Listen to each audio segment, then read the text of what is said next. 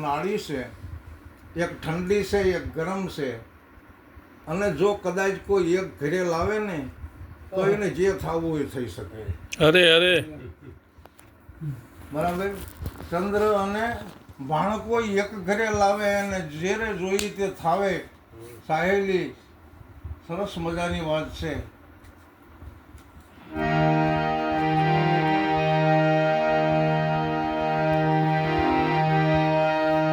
હરદમ હરીને હરખીને નિરીખા પછી પ્રેમે થયો જોને પ્રકાશ.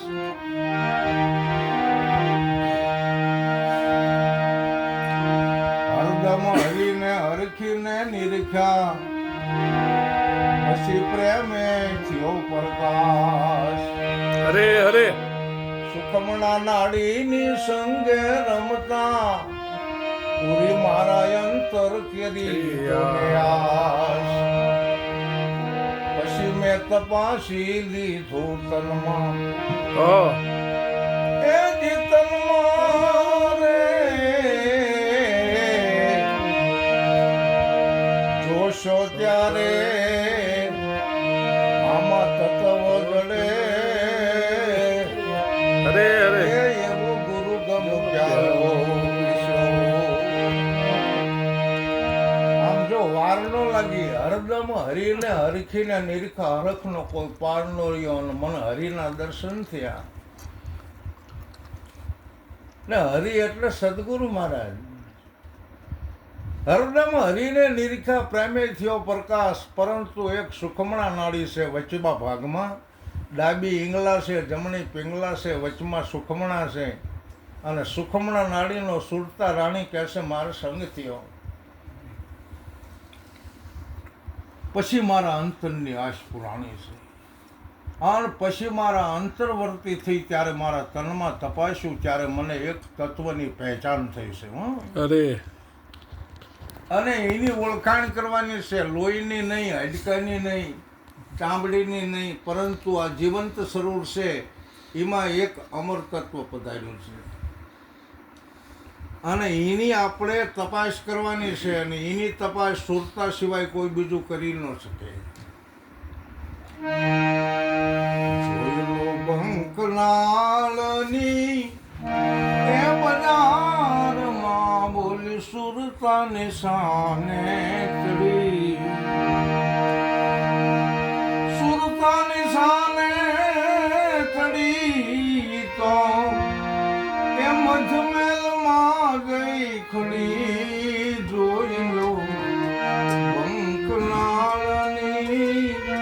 એ બજારમાં સુરતા નિશાને ચડી. સદગુરુ મળ્યા પછી જો સુરતા આંધળી રે, બેરી રે, મૂંગી રે તો કઈ નક્કી ન થાય. અને આપણે સાંભળવી હોત પાછા ધોળ ગાતા હોય. સતગુરુ વિનાની સુરતા આંધળી રે. અરે સદગુરુ મળ્યા હોય પછી સુરતા આંધળી રે. અરે સુરતાને દિલ દરિયાની અંદર ડૂબકી મારવાની છે. ક્યાંથી જશે સુરતા ખબર છે? તમે જુઓ, એક આપણું મુખનું દ્વાર એવું છે અને એક નાકનું દ્વાર એવું છે. જો સુરતા ને જવા દેવી હોય તો વાર ન લાગે. ક્યારેક આપણા એવા શ્વાસા ઉશ્વાસા મુખેથી થઈ જાય ને ત્યારે ઉલટી માખ મારી બેટી આવીને ગળામાં જતી રહે. ક્યારેક એવું નથી થતું? મચ્છર ઉડતા હોય અને આપણા શ્વાસા ઉશ્વાસામાં જો મચ્છર આવી ગયો ગળામાં અને એટલું બધું ભારે ગળામાં હલવાનું હોય એવું લાગે. અને ગમે એવા કોકળા કરવી હોય તો મારું બેટું નીકળે નહીં. આપણને એમ થાય ખલવાઈ જ રહ્યું છે. તો સુરતાને જવાનો રસ્તો છે. સુરતા તો માખી જેવડી નથી ને મચ્છર જેવડી નથી. ઝીણામાં ઝીણો શબ્દ છે. ઝીણામાં ઝીણો શબ્દ છે. એથી ઝીણું વચન છે છતાં વિશાળ છે. અને એથી ઝીણું સત્ય છે છતાં સત્ય વિશાળ છે. એથી ઝીણું જ્ઞાન છે. એથી ને અગમ અપાર જ્ઞાન છે. ઝીણામાં ઝીણો સત્સંગ છે પરંતુ અગમ અપાર છે. તો સુરતા કેવડી કશે? બહુ સમજવા જેવું છે. આપણી જ સુરતા અને સતગુરુના સંબંધની સાથે જે લગ્ન આદર્યા છે, આ સુરતા સતગુરુના સંબંધની સાથે પરણે પછી ભક્તિ કરી શકાય. તો સુરતાને દિલ દરિયાની અંદર ડૂબકી મારવાનું કારણ શું છે કે પોતાના પતિનો પરિચય થાય. તો એ શ્વાસા ઉશ્વાસા દ્વારા સુરતા આપણા નાભી કમળમાં પહોંચે છે અને નાભી કમળની અંદર સુખમણાનો સાથ મળી બંકનાલની બજારે થઈને તરવેણી ઘાટની અંદર જે બિરાજમાન મારો વાલો છે, તખત ત્રિવેણીના તીરમાં હરિજન હેતેથી નાય, પછી શૂન્ય મંડળ પર મારો સાહેબ હોય તો નેણેથી નિરખાય. આવો અમારા દેશમાં જ્યાં મોહન મેળા થાય. તખત ત્રિવેણીના ઘાટ ઉપર મારો વાલો બિરાજમાન છે અને અહીંયા સુરતાને પહોંચવાનું છે. આવી રીતે સુરતાને ડૂબકી દિલ દરિયાની અંદર દેવાની છે. ઘણા ભજનમાં આપણે સાંભળવી, દિલ દરિયામાં ડૂબકી દેના, દિલ દરિયામાં અખંડ દીવો, એ દીઠા વિનાનું મારું મન ડોલે,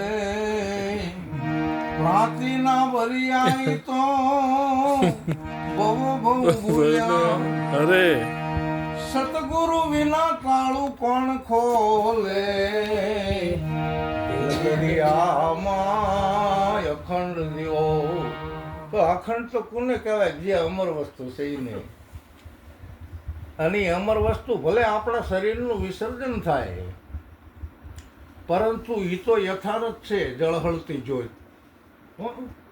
પણ આપણા સાધનો બધા ભેગા મળ્યા છે આ શરીરમાં, એટલે એ વસ્તુ આવી છે. ઘણા વખત હું વાત કરું છું કે કુંભાર માટલું બનાવે એટલે ખાલી જગ્યા વચ્ચે અહીંયા જ હોય છે, લેવાનું જ જવું પડતું કુંભારને. અને કામ તો એ ખાલી જગ્યાનું જ છે ને ખાલી જગ્યા કામ કરે છે. પાથરું મધરોટીઓ બનાવ્યું હોય તો એ શું કામનું? માટલું ફૂટી જાય એટલે ખાલી જગ્યા અહીંયા રહે, અને અહીંયાથી કુંભારે બનાવ્યું એટલે વચ્ચે ખાલી જગ્યા આવી જાય. એમ મારો વાલો આવી ગયેલો છે, શરીર પડી જાય તો અહીંયા રહે, બીજે કંઈ જાય નહીં. પછી પાછા બીજા દેહની અંદર એનો એ છે, બીજો કોઈ નથી. એટલે ગીતાજીમાં કહે છે કે અર્જુન, તારા અને મારા ઘણા જન્મ વીતી ગયા છે, પણ તને ખબર નથી, મને ખબર છે. એટલે હું કહું છું, પહેલાં મેં આ જ્ઞાન સૂર્યને આપ્યું હતું, પછી એના પુત્ર મનોને આપ્યું હતું, પછી એના પુત્ર ઈશ્વાકુને આપ્યું હતું. ઓહો ભગવાન, તેજી તો તમે કેવી રીતે હજુ તો હમણાં જન્મા છો ને? કે અર્જુન, તને ખબર નથી, તારા ઘણા જન્મ વીતી ગયા, મારા ઘણા જન્મ વીતી ગયા, મને ખબર છે એટલે બોલું છું. બરાબર. આ દરેક પ્રાણીની અંદર આપણે નથી બિરાજમાન? ચોથી સલામમાં ચારે ખાણી, એક જ બીજકની બધી જગત બંધાણી, અવિનાશી પરીખો એમાં ચોથી સલામનો મોટો મહેમાન. આ પ્રાણી માત્ર હલનચલન કરી રહ્યા છે ને, એમાં બધું આપણું સ્વરૂપ નથી, તો બીજું કોણ છે? અને એવી ખબર પડે કે આ કૂતરામાં હું શું, તો એને આપણે ભાઠું કેવી રીતે મારવી? કે આ ઢોરમાં, પશુમાં, પંખીમાં, બરાબર, ચોથી સલામમાં ચારે ખાણી આવી, શેતજ, ઈંડજ, જરાયુધ અને પિંડજ, બધી ખાણીઓની અંદર આપણું સ્વરૂપ બિરાજમાન છે. અને એ જ સ્વરૂપ અત્યારે આ આવ્યું છે. સુરતા રાણીને અખંડ દીવા તરીકે કે મોતી તરીકે પ્રાપ્ત કરવા માટે ડૂબકી મારવી પડે છે. અને ન મારી હોય ને તો મારવાની છે ડૂબકીને. આપણી સુરતા પારખવાનું કામ બહાર કરે છે, અને બહાર પારખથી બંધ કરીને શ્વાસા ઉશ્વાસે એને સડાવવાની છે ને જવા દેવાની છે દિલ ભીતરમાં. આ ન કર્યું હોય તો ખાસ કરવા જેવું છે, અને સંતો કહે છે. હા,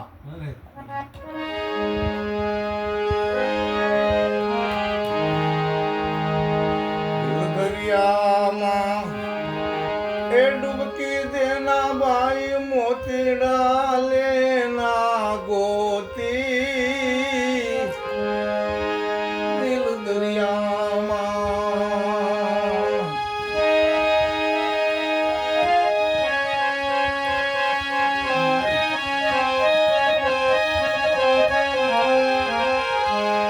સારા સમુદ્ર મારે શીપ મસક હે, વાત વાતના મોતીજી પણ યારે મોતીને કોઈ ગોતી જો ને લાવે અરે દુર્ગમ સે ગમ હોતી અરે અરે रणकार पर ये गणकार है गणकार पर ज्योति तेरे ज्योति पर अब सुन है वहाँ बसत है मोती અરે અરે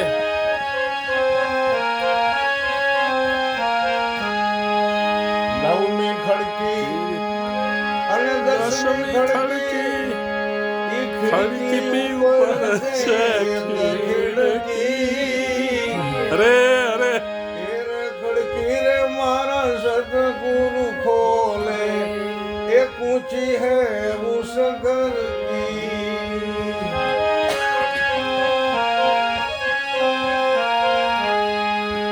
ડાબી પિંગલા અને જમણી પિંગલા જો સુખ મણા ઘર હોતી તોરલ પરિચરણમાં બોલ્યા રૂખડીઓ બે હરખે હાર પર અરે, અરે.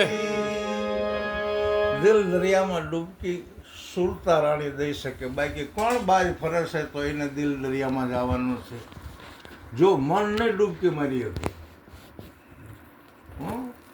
બુદ્ધિનો વિષય નથી ચિત્તનો વિષય નથી સુરતા એકનો વિષય છે આ દિલ દરિયાની અંદર ડૂબકી મારે શ્વાસા ઉશ્વાસા દ્વારા બરાબર એટલી બધી ઝીણી વસ્તુ છે આ પવનથી ને ઝીણી છે સુરતા કારણ કે સુરતા છે ને એ આત્મામાંથી નીકળી અને સુરતા બની છે તો આત્મા જ છે એમાં જુદારો નથી અરે જ્યારે આત્માની અંદર સુરતા લય થઈ જાય સદગુરુ મહારાજ મળ્યા પછી સુરતા અને શબ્દ બે એક બની જાય છે એ સુરતા અગમમાંથી અગમનો ઘર આત્મા છે અને અહીંયાથી સુરતા આપણા દેહમાં આવી છે એ મોટામાં મોટો અવસર છે અને સુરતાને જ જ્ઞાન લેવાનું છે નહીતર તો બહાર આડેધડ ભટકે છે એને વર્તી કહેવાય પણ જેની વર્તી પહેલાં સદગુરુ ચરણમાં લાગે સંત ચરણમાં લાગે પછી અવળે અવળે સુરતા બને પછી સુરતા પોતાના 7 પ્રકાર બનાવે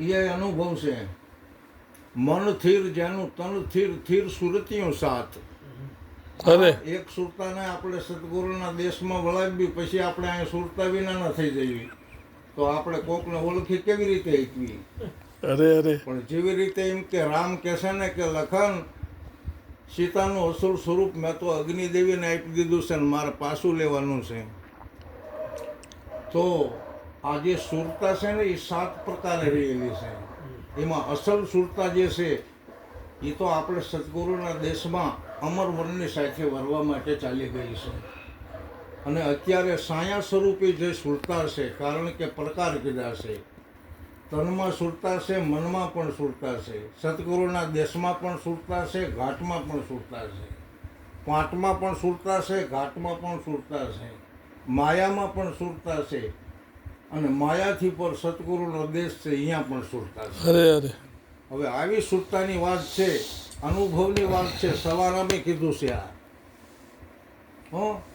પણ પહેલાં આપણે જાણવાનું છે કે સુરતા આપણામાં હોય તો સુરતા કેવી છે મન કેવું છે ચિત્ત કેવું છે આના અંતરામ થોડા થોડા જ છે પણ જ્યારે આપણને ગુરુ મળે એટલે આ ચારેય અંતકરણો રહ્યા ને એ 4 નથી એક જ છે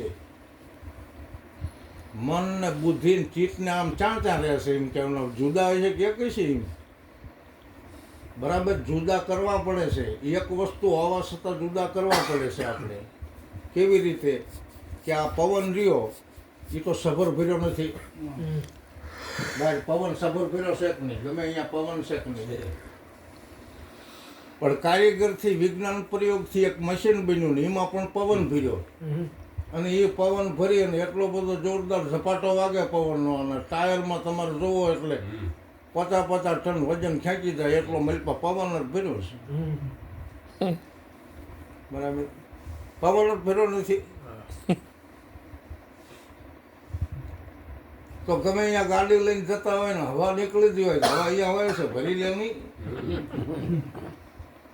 પંચર પડ્યું હોય સાયકલને મોટરસાયકલને તો મૂળ તો મલપા પવન જ જોઈ ને, એટલે પવન પડખે જ હોય, ભરી લે શું વાંધો. પણ નથી ભરાતો કે કા એ તો જે પવનનો સ્ટોક કર્યો હોય વિજ્ઞાન પ્રયોગની અંદર અહીંયા જવું પડે પંચરવાળા પાસે, ત્યારે એ આપણને પવન જ ભરી દે. પવન તો આપણે સીમમાંથી હલવી ગયા હોય તોય હોય પવન, પણ છતાં એ પવન ભરાતો નથી. વાત કરું છું સુરતાની. સુરતાને સમજો, મનને સમજો, બુદ્ધિને સમજો, ચિત્તને સમજો, એમ કહે છે વાત. જુદા જુદાની જરૂર છે એક જ તે. ગમે તે ટાયરમાં પવન ભરાઈ આર્યો જ પવન છે, જુદો ચા હતો. પણ પવનનો ઝપાટો વાગે એવું વિજ્ઞાને મશીન બનાવ્યું, અને પછી તરત એમાં ટાયરમાં હવા આવી જાય. તો હવા તો બહાર ગમે અહીંયા છે. એમ પ્રકારની વાત કરવી છે. બરાબર, આમ બાકસ કાઢવી આપણે તો આમાં અગ્નિ નથી, છે કે નહીં અગ્નિ? આમાં અગ્નિ છે, ગમે અહીંયા અગ્નિ છે, પણ આમ ઝટકો મારો એટલે તરત અહીંયા અડાય નહીં. ગમે અહીંયા લાગે વસ્તુ, તમે જુઓ તો છે. તો 9 ખડકી વાળું આપણું નગર છે, 10મી ખિડકી આપણા મગજમાં છે, અને એના ઉપર એક ખડકી છે, એને 15મી બારી કહેવાય. અને અહીંયા દરવાજા વાંચેલા છે, તાળું વાંચેલું છે. સદગુરુ મહારાજ આપણને ચાવી બતાવે એટલે એ તાળું ઉગડે અને એની અંદર મારા નાથના દર્શન થાય. જીવણ મહારાજ કે બીજા કોકની પાસે મેં ધોળ સાંભળ્યો છે, તે પછી સુરસિંહ મહારાજ પણ સાંભળ્યો હોય. બરાબર, દસમા રે દેવળે દીઠો મેં દેવને. આ 9મી ખિડકી, 10મી ખિડકી, ખિડકી ઉપર એક ખિડકી. એ ખિડકી મારા સદગુરુ ખોલે, ઊંચી હે ઉસ ખિડકી. પછી ડાબી આખા શરીરના ડાબા ભાગમાં ઈંગલાનો વાસ છે. બરાબર, કે નજરે ઈંગલા નાડી દેખાય નહીં. અને જમણા ભાગમાં પિંગલાનો વાસ છે. બેયની વચ્ચે સુખમણા શોભે છે. અને સુખમણાનો સાથ જ્યારે સુરતાને મળે છે એટલે બંકનાલની બજારે થઈને આ 10મા દ્વારે જાય છે. આ નાડી જ્ઞાન અને કર્મયોગની વાત છે. 3 ઓગે આપણને જ્ઞાન થાય છે. એક તો આ કર્મયોગની હું વાત કરું છું, બીજો ભક્તિ યોગ છે. ભક્તિથી પણ આપણને જ્ઞાન થાય છે. અને ત્રીજો જ્ઞાન યોગ છે. જ્ઞાન યોગથી પણ આપણને આત્માનું જ્ઞાન થાય છે. ગીતાજીમાં 3 યોગ બતાવ્યા છે: કર્મયોગ, ભક્તિ યોગ અને જ્ઞાન યોગ. 100 અધ્યાય છે. 1 થી 100 કર્મયોગ છે, 100 થી 12 ભક્તિ યોગ છે, અને 12 થી 18 જ્ઞાન યોગ છે. પણ સર્વશ્રેષ્ઠ જ્ઞાન યોગ છે. અને આજ હું કર્મયોગની વાત કરી રહ્યો છું.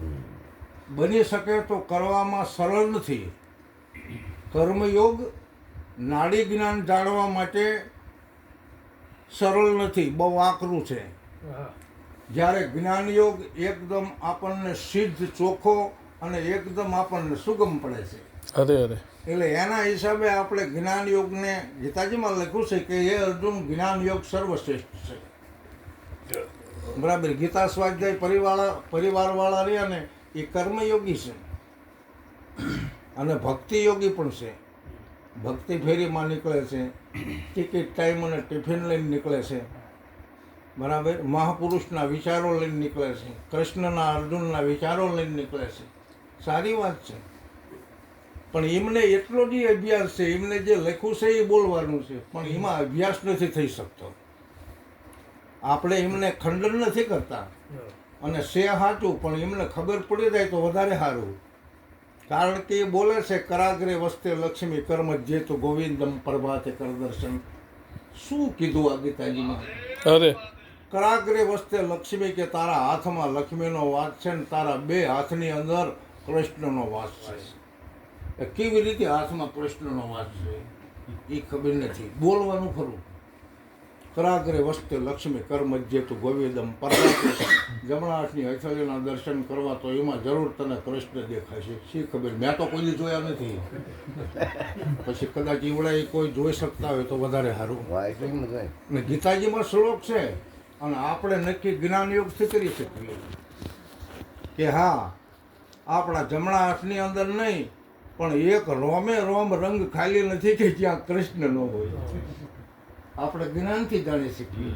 પણ આજ કર્મયોગની હું વાત કરું છું. સવારામની એક સાખી બાકી છે.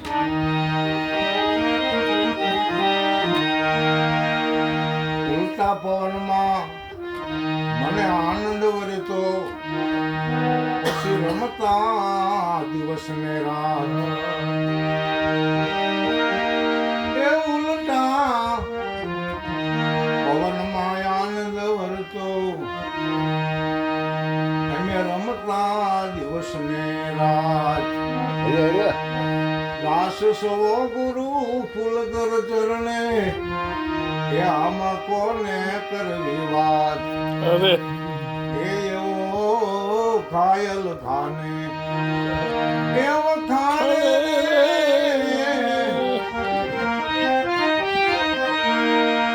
એવો થાને રે એ ખોજો ત્યારે ખબરું પડે